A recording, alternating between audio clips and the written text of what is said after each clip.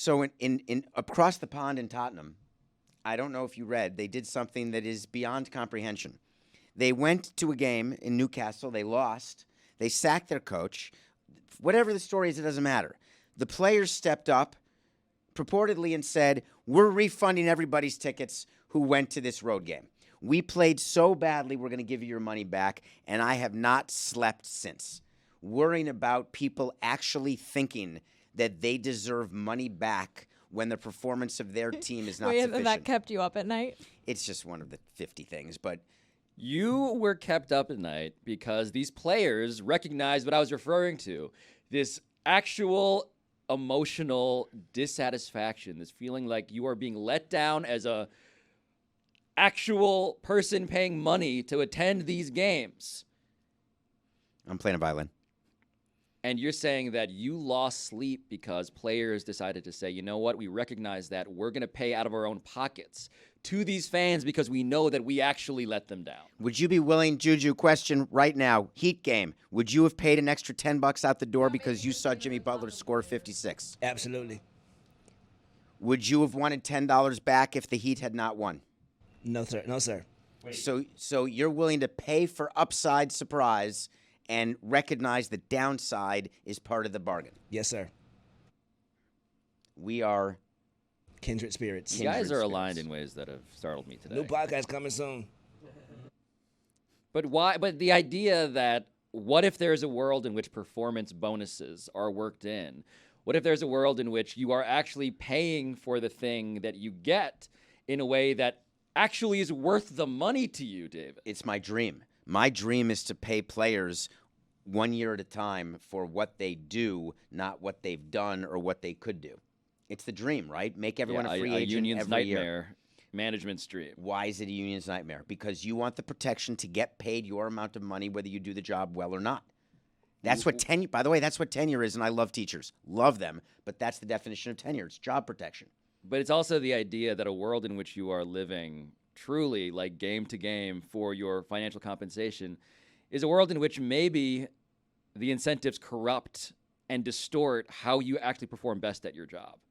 But that's up to management to figure out how to get you to do your job the best. But defining unions as existing so that people get paid even if they do a shitty job is... That's not solely what they are. And you can paint me that way all you want, but that is not... Said. I have great respect for the players' union. I have great respect for the reason unions started, which was actually not having to do with protecting millionaires. But all of that said, I understand what a union's job is. They will not... We offered free agency every year. You don't have to wait 6 years. You can be a free agent immediately. You're Julio Rodriguez. You are a free agent. Of course, David, there are complications. Because why did they turn it down?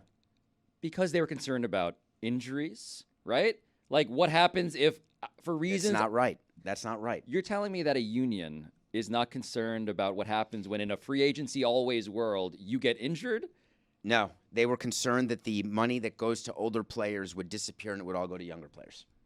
So look, inside of a union, of course, there is always going to be a conflict of incentives. I have been talking about incentives all show now. The conflict of incentives is, of course, if you are the better player, you want to have the benefits that accrue to, let's take away the max contract, right? Let's take away the caps on spending that will mostly benefit me if they are removed, as opposed to hurting the middle to lower class, right? Of course, every union is a mix of people who have very different incentives. But I think what we're talking about here, to bring it back to the start of this, is what happens in sports if we live in a world in which the money is attached to what actually is delivered to the fan. You can't. It's like going to a movie and not liking the movie and wanting your money back at the end of the movie. But did any fans demand a refund, or did the players do this as a gesture of like a PR stunt / goodwill? Because it was the former. If it's the former, then like, okay, cool. Who cares? If they're volunteering to give money back, do we think this is going to be a worldwide phenomenon now that every player is going to give up their own income to fans that are disappointed by a game? Or is this a one-time PR stunt because they want the fans on their side after a management change where some of them might end up on different teams or what have you? Here's the problem. I don't think it's coming from the players, actually. I think the players put the ownership in a position. What mechanism do players have to actually refund a fan? Do you like Venmo? Do you do a Venmo request I of the don't. goalie? I don't know. I imagine that there depends where you bought the tickets from. Right, There's so it's a just the match refunding. tickets, and so what they're going to end up having to do just logistically, it's like when So you're mad on ownership's behalf that players Wait, said yes. that they would do this, and now the ownership has to foot the bill for it? You're mad that potentially the players were told to do this by owners, because what you're actually worried about is not players losing their money because they are trying to make fans feel better. You're worried that there's a precedent being set in which course. the organization itself is on the hook. You're you not thought mad that at was the worried general- about the players I'm just clarifying. or 'cause the Jess- owners? I'm not worried about either. Jess is appropriately nuancing the problem here. It's not that the players are paying for it. It's that you believe that the team itself is eventually going to be on the hook. And then It- more it's not- teams will have to be on the that's hook the for issue. it. And That's like, the issue. if David, were the president of the Marlins still, he would have to refund all the Marlins fans who go to games and end up being disappointed, which is a right. lot of Marlins fans. No, but it's any game. What about the Yankees who lost to the Twins yesterday? What about the Heat if the Heat lose to the Bucks? I don't see this catching crazy on, to to be me. honest. But But the world, David, right? Like we just talked about it. A world in which you have to pay more if you watch Jimmy Butler have the greatest game of his career. And a world in which you get to, you get some money out of your pocket, or you get some money back in your pocket if the game was bad. I love that world. That world involves drink coupons now, or 10,000 free miles in your account. When you complain, like on an airline or something, or complain at a hotel, they give you a drink coupon. So it exists already, but what interests me is how far can it go? And when you're going into actual monetary refunds, the reason you don't see it is because it's so disruptive to budgets. It's so disruptive to the economics of that company that it can't work. And when players do things, and sometimes employees do this too, they don't recognize sort of on a macro scale what it means to a company to say something.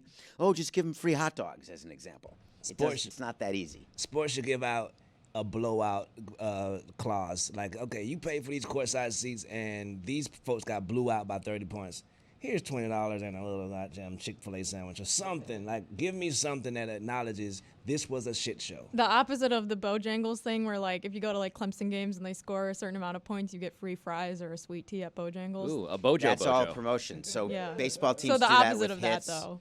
If we score 0 points, everyone gets free sweet tea at Bojangles. Those are good. You do sponsorships with like pizza companies or with candy companies, where if there's 7 runs scored, then you get a Marlins free 5 Domino's fed pizza. me many times. Right. So that's a thing that's paid for. People love the free food. So the No, free- David is just mad at the hypothetical possibility that management will have to invest more in fans for making a shitty product, right?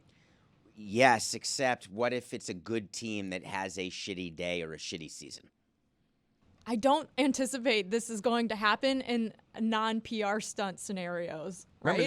this was a road game. This was one section of Oh, supporters. yes. It was only about 3,000 You're kind of people. acting like they gave the money back for everybody. No. This is, sorry to be clear, they traveled to, it was the expenses of traveling to and buying the match ticket. They didn't get their plane ticket money back. They didn't get hot dog money back. So It what, was- like 400 people I think it was tops? 3,000, but again, my point was a little different in this, is that what concerned me is that we are in a system where in life we expect certain things for our money. We expect certain things. When we don't get it, we don't expect to get money back.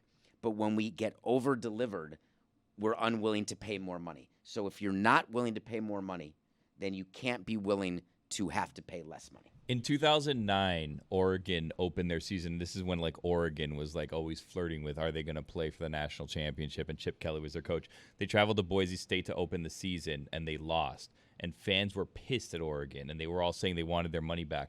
One fan actually sent an invoice to Brian Kelly, who then sent him a check for $429.